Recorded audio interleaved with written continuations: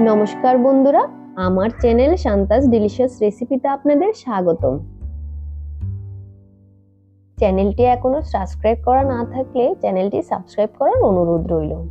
রোজকার মাছের ঝোল দিয়ে যখন অতিথি আপ্যায়ন করতে ভালো লাগে না, তখনই চটপট বানিয়ে নিন মাছের এই রেসিপিটা। সবাই খেয়ে আপনার প্রশংসা করতে বাধ্য হবে। প্রথমেই আমি মাছগুলো ভালো করে ধুয়ে নিয়েছিলাম। এরপর মাছের মধ্যে ভালো করে লবণ আর হলুদ মাখিয়ে নিলাম।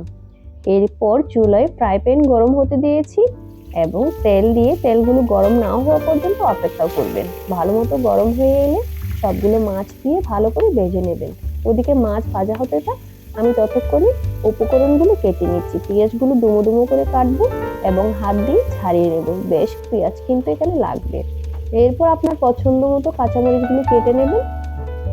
আমার বাচ্চারা খাবে তাই আমি মাঝখান থেকে চিড়ে দিলাম না।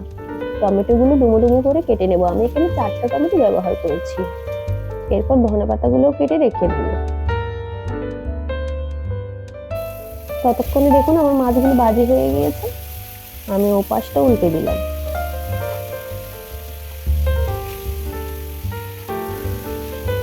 এরপর আমি মাছ ভাজার ওই তেলেই কেটে রাখা পেঁয়াজ এবং কাঁচা লঙ্কাগুলো দিয়ে হালকা ভেজে নেব। পেঁয়াজগুলো কিন্তু বেশি ভাজা যাবে না।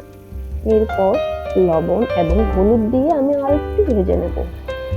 সব মশলাই কিন্তু আপনাদের আন্দাজ মতো দেবেন। আমি এখানে হলুদ 1 চামচ ব্যবহার করেছি আর লবণ 2 চা চামচ ব্যবহার করেছি। এরপর আমি ওই তেলে আদা বাটা দিয়ে হালকা আরেকটু নেড়ে নেব। আদার গন্ধগুলো না যাওয়া পর্যন্ত একটু ভেজে নিলেই হবে। এরপর লাল লঙ্কার গুঁড়ো, আমি এখানে কিন্তু জিরের গুঁড়ো দিয়েছিলাম, যেটা স্কিপ হয়ে গিয়েছে, আপনারা ওটাও দিয়ে নেবেন। এরপর একটু একটু জল দিয়ে আমি মাছের মশলাটা কষিয়ে নেব। এরপর কেটে রাখা টমেটোগুলো এখানে অ্যাড করে দেবো। টমেটোগুলো নরম হয়ে এলে ভেজে রাখা মাছগুলি দিয়ে মিনিট 5 রান্না করে নেব।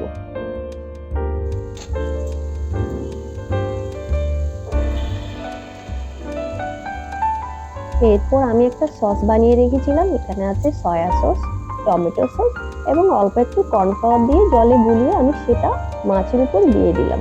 আর 1 বাটি জল দিয়েছি। ওই 1 বাটি জলের মধ্যেই আমার এই রান্নাটা সম্পূর্ণ হয়ে যাবে।